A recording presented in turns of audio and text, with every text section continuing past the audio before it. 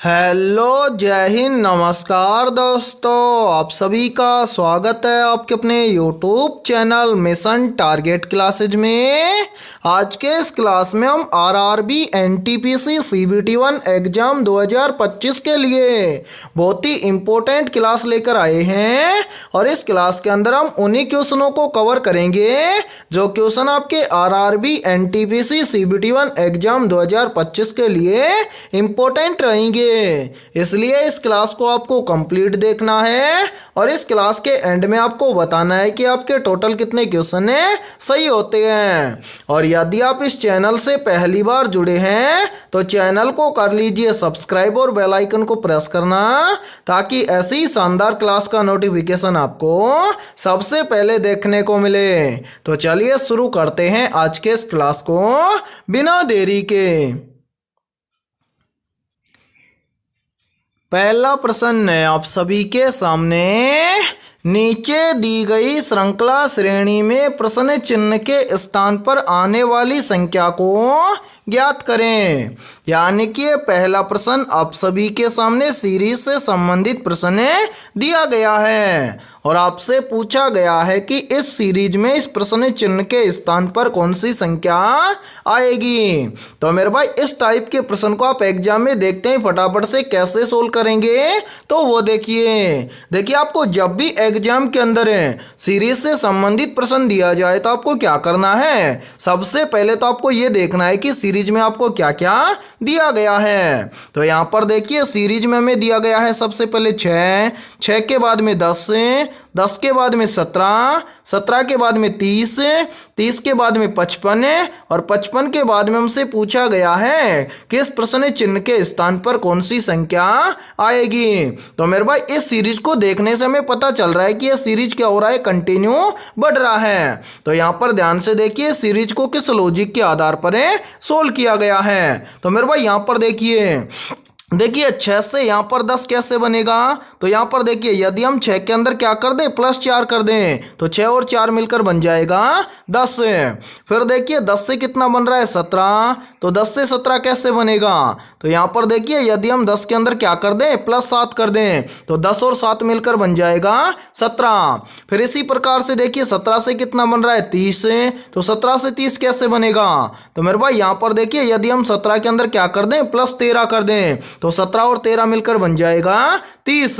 फिर देखिए 30 से कितना बन रहा है 55, तो 30 से 55 कैसे बनेगा। तो यहाँ पर देखिए यदि हम 30 के अंदर क्या कर दें +25 कर दें तो 30 और 25 मिलकर बन जाएगा 55। अब इसी प्रकार से हमसे पूछा गया है कि 55 से इस प्रश्न चिन्ह के स्थान पर कौन सी संख्या आएगी। तो मेरे भाई इस प्रश्न चिन्ह की वैल्यू ज्ञात करने से पहले आपको क्या करना है, नीचे जो ये वाली संख्या है इस संख्या को ध्यान से देखना है और पता लगाना है कि यहाँ पर क्या हुआ है। तो मेरे भाई ध्यान से देखिए यहाँ पर देखिए सबसे पहले हमारे पास संख्या है +4, उसके बाद में है संख्या +7, फिर है उसके बाद में संख्या +13, उसके बाद में है संख्या +25 है। अब यहाँ पर सभी में प्लस हो रहा है तो इतना हमें भी पता है कि आगे भी क्या होगा प्लस होगा, लेकिन कितना प्लस होगा वो कैसे ज्ञात करेंगे। तो मेरे भाई यहाँ पर देखिए सबसे पहले है 4 से कितना बन रहा है 7, तो 4 से 7 कैसे बन जाएगा। तो यहाँ पर ध्यान से देखिए 4 से 7 बन जाएगा कैसे, यदि हम 4 का क्या कर दें 2 गुना कर दें और इसमें से 1 को कम कर दें। तो यहाँ पर देखिए 4 का 2 गुना हो जाएगा 8 में से 1 को कम कर देंगे तो यहाँ पर बन जाएगा 7। इसी प्रकार से आगे देखिए 7 से कितना बन रहा है 13, 7 से 13 कैसे बनेगा। तो यहाँ पर भी देखिए यदि हम 7 का क्या कर दें 2 गुना कर दें और इसमें से 1 को कम कर दें तो 7 का 2 गुना होता है 14 में से 1 को कम कर देंगे तो यहाँ पर बच जाएगा 13। फिर देखिए 13 से कितना बन रहा है 25, तो 13 से 25 कैसे बनेगा। तो मेरे भाई यहाँ पर देखिए यदि हम 13 का भी क्या कर दें 2 गुना कर दें और इसमें से 1 को कम कर दें तो 13 का 2 गुना होता है 26 में से 1 को कम कर देंगे तो यहाँ पर बच जाएगा 25। अब इसी प्रकार से हम क्या करेंगे 25 से अगली संख्या ज्ञात करेंगे कैसे। तो वो देखिए सबसे पहले तो मेरे भाई हम क्या करेंगे 25 का 2 गुना करेंगे, ठीक है, और इसमें से 1 को कम कर देंगे। 25 का 2 गुना होता है 50 में से 1 को कम कर देंगे तो यहाँ पर आ जाएगा 49। यानी कि 25 के बाद में कितना प्लस होगा, तो यहाँ पर प्लस होगा 49। अब इस प्रश्न चिन्ह की वैल्यू निकालने के लिए हम क्या करेंगे, इस 55 के अंदर यदि हम +49 कर दें तो इस प्रश्न चिन्ह की वैल्यू ज्ञात हो जाएगी। तो मेरे भाई यहाँ पर ध्यान से देखिए, 55 के अंदर यदि हम +49 कर देंगे तो 55 और 49 मिलकर बन जाएगा 104। अब हमें देखना है कि 104 किसी ऑप्शन में है, तो आंसर है 104 हमें दिया गया है ऑप्शन ए के अंदर है। तो पहले प्रश्न के अंदर ऑप्शन ए हो जाएगा सभी का करेक्ट आंसर है। तो उम्मीद करता हूं कि पहला प्रश्न आपको अच्छे से क्लियर हो गया होगा, और जब भी इस टाइप का प्रश्न आपको एग्जाम में दिया जाएगा तो आप फटाफट से सोल्व कर लेंगे। ठीक है, तो चलिए फिर अगला प्रश्न देखते हैं। दूसरा प्रश्न है आप सभी के सामने, नीचे दिए गए प्रश्न में प्रश्न चिन्ह के स्थान पर आने वाली संबंधित संख्या को ज्ञात करें। यानी कि दूसरा प्रश्न भी आप सभी के सामने नंबर एनालॉजी से संबंधित प्रश्न दिया गया है, और आपसे पूछा गया है कि इस प्रश्न चिन्ह के स्थान पर कौन सी संख्या आएगी।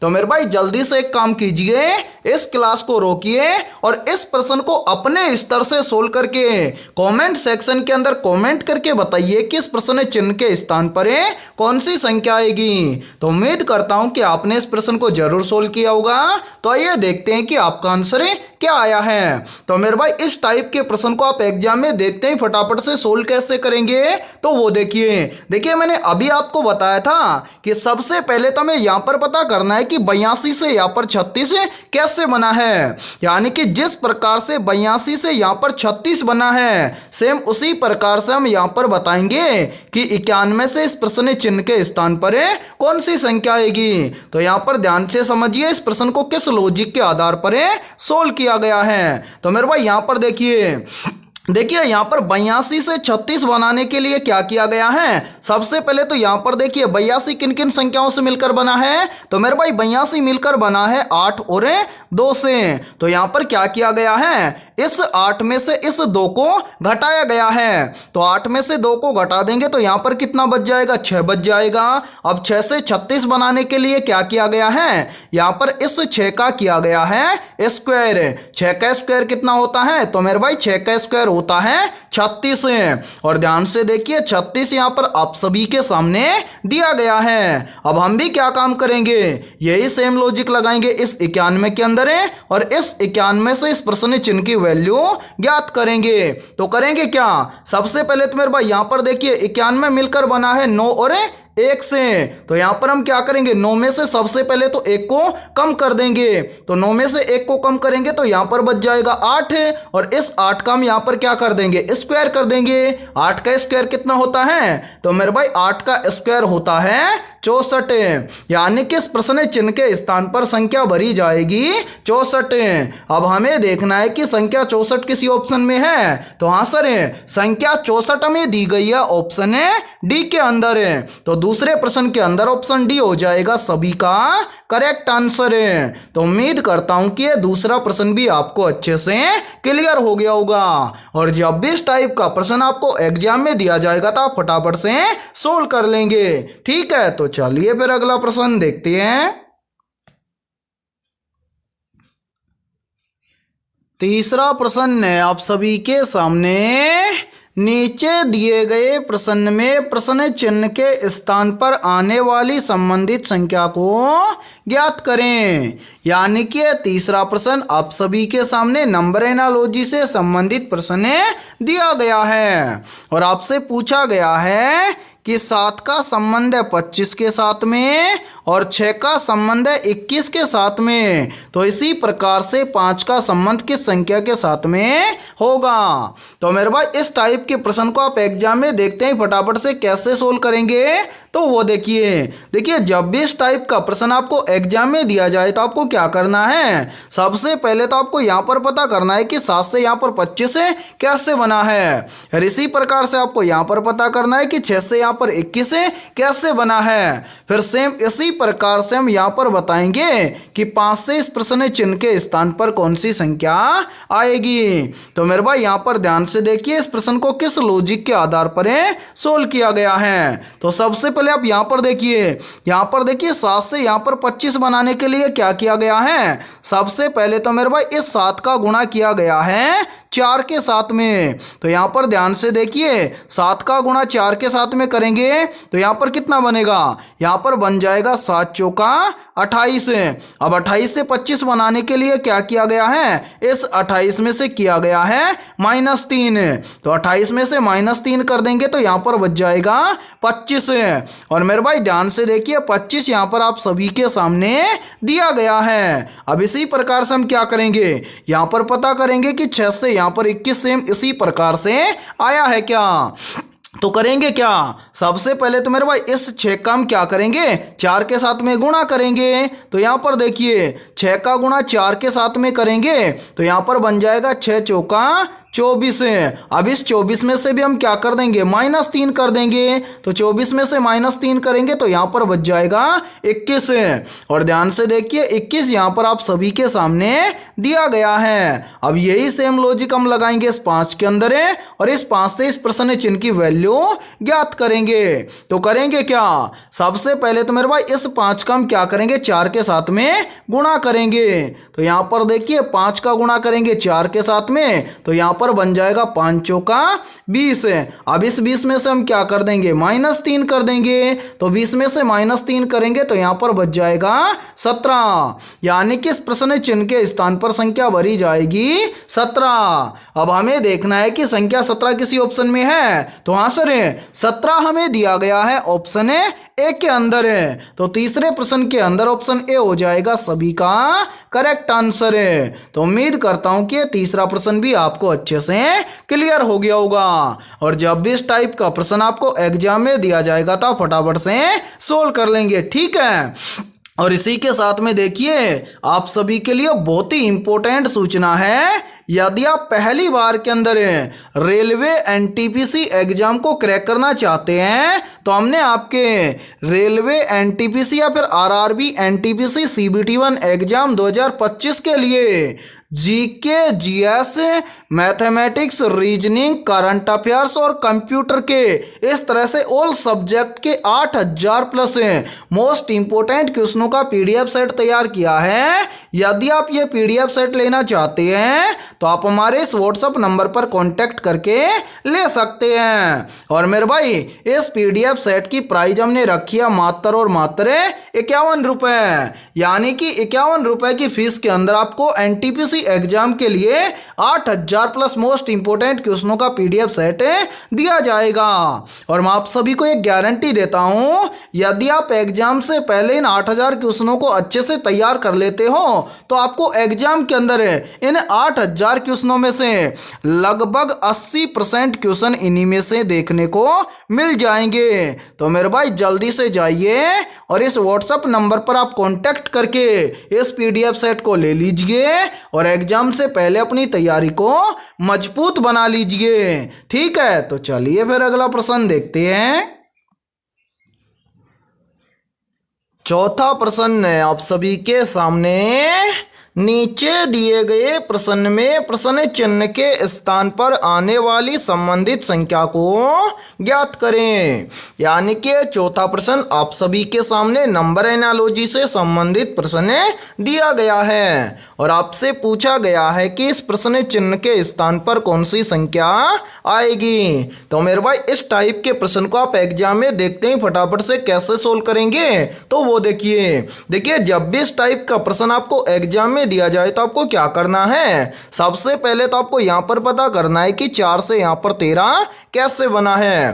फिर आपको इसी प्रकार से आपको यहाँ पर पता करना है कि 5 से यहाँ पर 21 कैसे बना है। यानी कि जिस प्रकार से 4 से यहाँ पर 13 और 5 से यहाँ पर 21 बना है, सेम उसी प्रकार से हम यहाँ पर बताएंगे कि 7 से इस प्रश्न चिन्ह के स्थान पर कौन सी संख्या आएगी। तो मेरे भाई यहाँ पर ध्यान से समझिए इस प्रश्न को किस लॉजिक के आधार पर सोल्व किया गया है। तो सबसे पहले आप यहाँ पर देखिए कि 4 से यहाँ पर 13 कैसे बना है। तो मेरे भाई 4 से 13 बनाने के लिए क्या किया गया है, सबसे पहले यहाँ पर देखिए, यहाँ पर क्या है 4, 4 से पहले कौन सी संख्या आती है, तो मेरे भाई 4 से पहले संख्या आती है 3। यदि हम इन दोनों संख्याओं को आपस में गुणा कर दें तो यहाँ पर देखिए, यहाँ पर बन जाएगा 4 तिये 12, और इस 12 के अंदर यहाँ पर क्या किया गया है, +1 करके यहाँ पर लिखा गया है 13। और ध्यान से देखिए 13 यहाँ पर आप सभी के सामने दिया गया है। अब इसी प्रकार से हम क्या करेंगे, यहाँ पर पता करेंगे कि 5 से यहाँ पर 21 सेम इसी प्रकार से बना है क्या। तो यहाँ पर देखिए सबसे पहले क्या है 5, तो मेरे भाई यहाँ पर हम लिख देंगे 5। अब 5 से पहले कौन सी संख्या आती है, तो 5 से पहले संख्या आती है कौन सी, 4। तो मेरे भाई यहाँ पर हम क्या करेंगे, 4 और 5 का आपस में गुणा कर देंगे, तो यहाँ पर हो जाएगा 5 चौक 20, और यहाँ पर भी हम क्या कर देंगे, इस 20 के अंदर +1 कर देंगे, तो 20 और 1 मिलकर बन जाएगा 21। और ध्यान से देखिए 21 यहाँ पर आप सभी के सामने दिया गया है। अब हम भी क्या काम करेंगे, यही सेम लॉजिक लगाएंगे 7 के अंदर, और इस 7 से इस प्रश्न चिन्ह की वैल्यू ज्ञात करेंगे। कैसे, तो वो देखिए सबसे पहले है हमारे पास क्या 7 है। अब हमें क्या करना है, 7 से पहली संख्या कौन सी होती है, तो मेरे भाई 7 से पहली संख्या होती है 6। अब हम क्या करेंगे, 6 और 7 का आपस में गुणा कर देंगे, तो यहाँ पर कितना हो जाएगा, यहाँ पर हो जाएगा 6 7 42, ठीक है। और इस 42 के अंदर हम क्या कर देंगे, +1 कर देंगे, तो 42 और 1 मिलकर बन जाएगा 43। यानी कि इस प्रश्न चिन्ह के स्थान पर संख्या भरी जाएगी 43। अब हमें देखना है कि संख्या 43 किसी ऑप्शन में है, तो हाँ सर संख्या 43 हमें दी गई है ऑप्शन ए के अंदर है। तो चौथे प्रश्न के अंदर ऑप्शन ए हो जाएगा सभी का करेक्ट आंसर है। तो उम्मीद करता हूं कि यह चौथा प्रश्न भी आपको अच्छे से क्लियर हो गया होगा। और जब भी इस टाइप का प्रश्न आपको एग्जाम में दिया जाएगा तो फटाफट से सोल्व कर लेंगे, ठीक है। तो चलिए फिर अगला प्रश्न देखते हैं। 5वां प्रश्न है आप सभी के सामने, नीचे दी गई श्रृंखला श्रेणी में प्रश्नवाचक चिन्ह के स्थान पर कौन सी संख्या आएगी। यानी कि 5वां प्रश्न आप सभी के सामने सीरीज से संबंधित प्रश्न दिया गया है, और आपसे पूछा गया है कि इस सीरीज में इस प्रश्न चिन्ह के स्थान पर कौन सी संख्या आएगी। तो मेरे भाई इस टाइप के प्रश्न को आप एग्जाम में देखते हैं, फटाफट से कैसे सोल्व करेंगे, तो वो देखिए आप सभी के सामने बहुत ही इंपॉर्टेंट क्वेश्चन दिया गया है, और इस टाइप के क्वेश्चन एग्जाम के अंदर बार बार रिपीट होते हैं। तो यहाँ पर ध्यान से समझिए इस सीरीज को किस लॉजिक के आधार पर सोल्व किया गया है। तो सबसे पहले मेरे भाई यहाँ पर देखिए इस सीरीज को सोल्व किया गया है कैसे। सबसे पहले यहाँ पर है 14, उसके बाद में है 2। तो मेरे भाई यहाँ पर क्या किया गया है, इन दोनों संख्याओं को आपस में गुणा किया गया है। तो 14 और 2 को आपस में गुणा कर देंगे, तो यहाँ पर बन जाएगा 14 दूना के 28। और ध्यान से देखिए 28 यहाँ पर आप सभी के सामने दिया गया है। फिर इसी प्रकार से आगे देखिए 28 के आगे क्या दिया गया है, 3। तो 28 और 3 को आपस में क्या किया गया है, गुणा किया गया है। तो 28 और 3 को आपस में गुणा कर देंगे, तो यहाँ पर बन जाएगा 28 तिया 84। और ध्यान से देखिए 84 यहाँ पर आप सभी के सामने दिया गया है। अब इसी प्रकार से इस प्रश्न चिन्ह की वैल्यू ज्ञात करने के लिए क्या किया गया है, इस 84 और इस 4 को आपस में गुणा किया गया है। तो यहाँ पर देखिए 84 और 4 को आपस में गुणा कर देंगे, तो 84 चौका यहाँ पर बन जाएगा 336। यानी कि इस प्रश्न चिन्ह के स्थान पर संख्या भरी जाएगी 336। अब हमें देखना है कि संख्या 336 किसी ऑप्शन में है, तो आंसर है संख्या 336 हमें दी गई है ऑप्शन डी के अंदर है। तो 5वें प्रश्न के अंदर ऑप्शन डी हो जाएगा सभी का करेक्ट आंसर है। तो उम्मीद करता हूं कि ये 5वां प्रश्न भी आपको अच्छे से क्लियर हो गया होगा। और जब भी इस टाइप का प्रश्न आपको एग्जाम में दिया जाएगा तो फटाफट से सोल्व कर लेंगे, ठीक है। तो चलिए फिर अगला प्रश्न देखते हैं। 6ठा प्रश्न है आप सभी के सामने, मनुष्य में सबसे बड़ी अंतःस्रावी ग्रंथि कौन सी है? मोस्ट इंपोर्टेंट प्रश्न है ये, तो जल्दी से बताइए इन चारों में से करेक्ट आंसर क्या होगा। आपसे पूछा गया है कि मनुष्य में सबसे बड़ी अंतःस्रावी ग्रंथि कौन सी है, तो यहाँ पर देखिए इन चारों में से करेक्ट आंसर हो जाएगा सभी का ऑप्शन है ए, यानी कि मनुष्य में सबसे बड़ी अंतःस्रावी ग्रंथि है थायराइड ग्रंथि। तो छठे प्रश्न के अंदर करेक्ट आंसर हो जाएगा सभी का ऑप्शन है ए। और मेरे भाई यहाँ पर देखिए यहीं से एक क्वेश्चन और बनता है, और ये क्वेश्चन भी बार बार एग्जाम के अंदर रिपीट होता है। पूछा जाता है कि थायराइड ग्रंथि से कौन सा हार्मोन स्रावित होता है, तो याद रखना थायराइड ग्रंथि से स्रावित होने वाला हार्मोन है थायरोक्सिन, ठीक है। या फिर हम बोल सकते हैं कि थायराइड ग्रंथि से थायरोक्सिन नामक हार्मोन स्रावित होता है, ठीक है। तो चलिए फिर अगला प्रश्न देखते हैं। सातवां प्रश्न है आप सभी के सामने, गैसों की मात्रा को प्रभावित करने वाले कारक कौन से हैं? ऑप्शन ए है तापमान, ऑप्शन बी है दाब, ऑप्शन सी है आयतन, और ऑप्शन डी है उपरोक्त सभी। तो यहाँ पर देखिए इन चारों में से करेक्ट आंसर हो जाएगा सभी का ऑप्शन है डी, यानी कि गैसों की मात्रा को प्रभावित करने वाले कारक हैं तापमान, दाब और आयतन। तो सातवें प्रश्न के अंदर करेक्ट आंसर हो जाएगा सभी का ऑप्शन है डी। तो चलिए फिर अगला प्रश्न देखते हैं।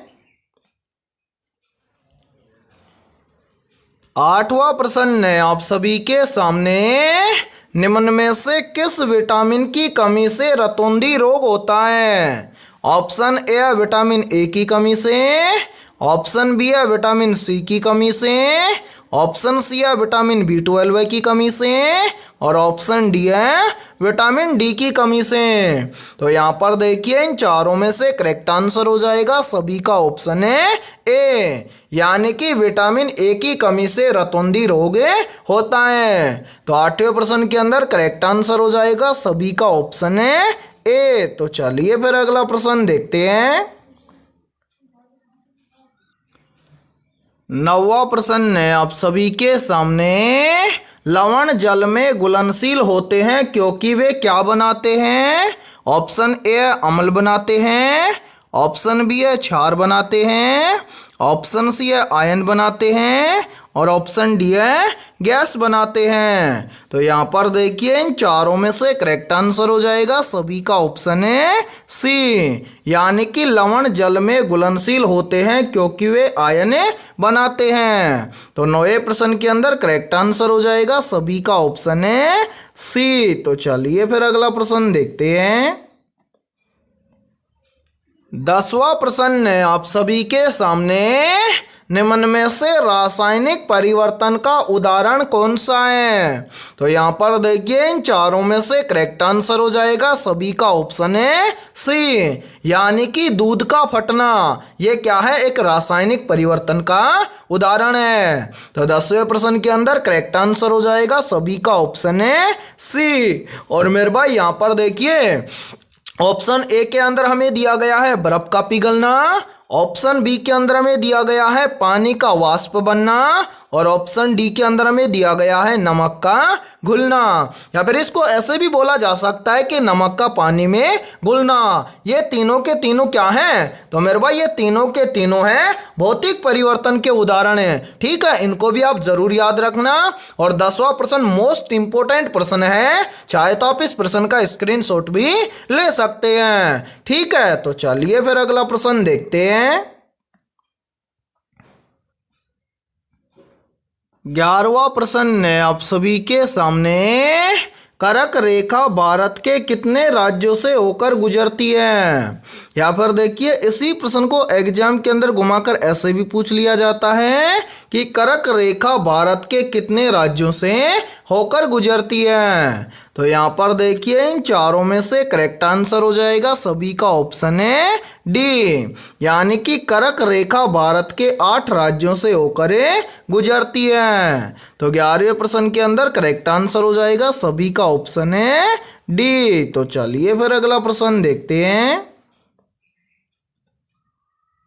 12वां प्रश्न है आप सभी के सामने, कार्बन डाइऑक्साइड गैस किस रंग की होती है? तो यहाँ पर देखिए इन चारों में से करेक्ट आंसर हो जाएगा सभी का ऑप्शन है सी, यानी कि जो कार्बन डाइऑक्साइड गैस होती है ये रंगहीन होती है। तो 12वें प्रश्न के अंदर करेक्ट आंसर हो जाएगा सभी का ऑप्शन है सी। तो चलिए फिर अगला प्रश्न देखते हैं।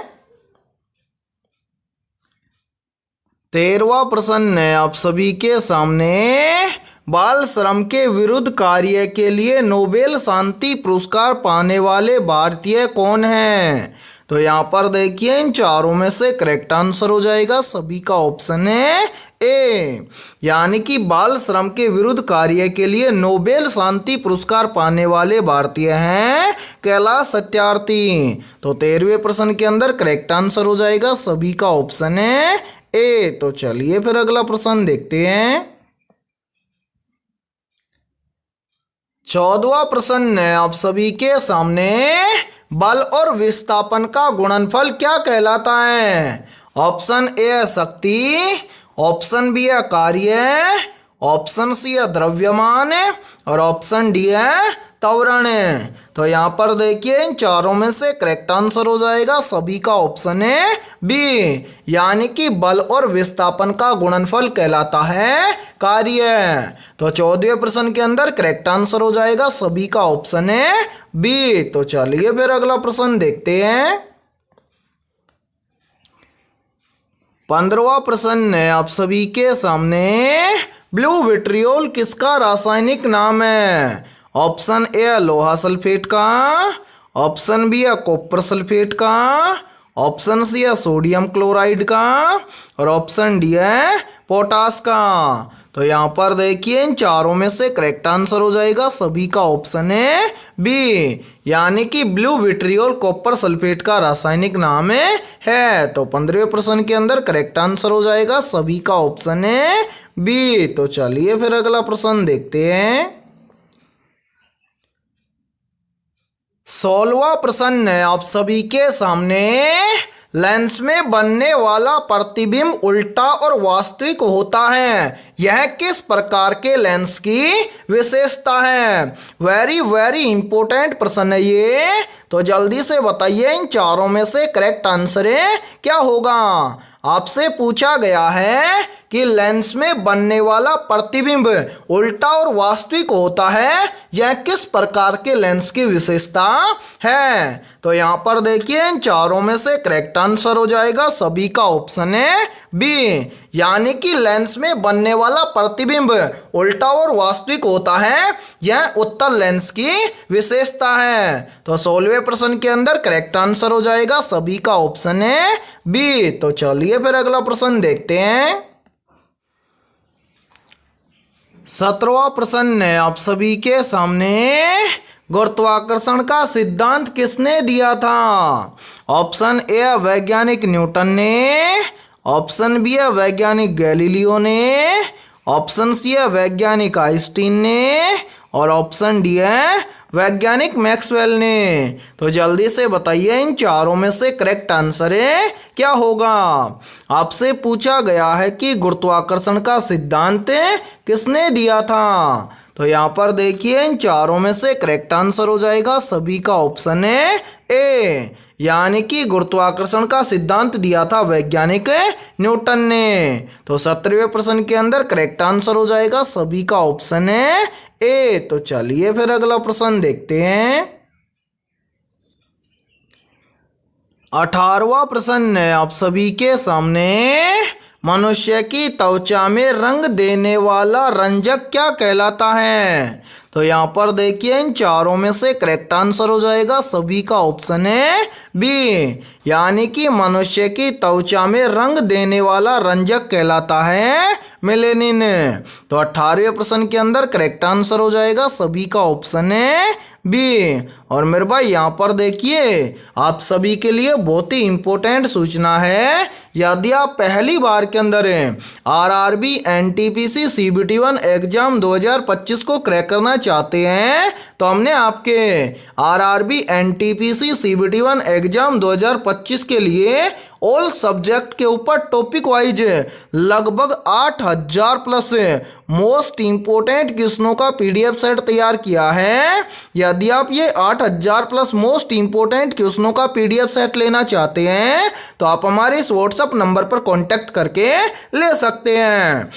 व्हाट्सएप नंबर है 7374826893। ये हमारा व्हाट्सएप नंबर है। इस व्हाट्सएप नंबर पर आप कांटेक्ट करके इस पीडीएफ सेट को ले सकते हैं। और मेरे भाई इस पीडीएफ सेट की प्राइस हमने रखी है मात्र और मात्र 51 रुपये, यानी कि 51 रुपये की फीस के अंदर आपको आरआरबी एनटीपीसी सीबीटी1 एग्जाम के लिए 8000 प्लस मोस्ट इंपोर्टेंट क्वेश्चनों का पीडीएफ सेट दिया जाएगा। और मेरे भाई मैं आप सभी को ये गारंटी देता हूं आपके एग्जाम के अंदर इन 8000 क्वेश्चनों में से लगभग 80% क्वेश्चन इन्हीं में से आपको मिल जाएंगे। तो जल्दी से जाइए और इस व्हाट्सएप नंबर पर आप कांटेक्ट करके इस पीडीएफ सेट को ले लीजिए और एग्जाम से पहले अपनी तैयारी को मजबूत बना लीजिए। ठीक है, तो चलिए फिर अगला प्रश्न देखते हैं।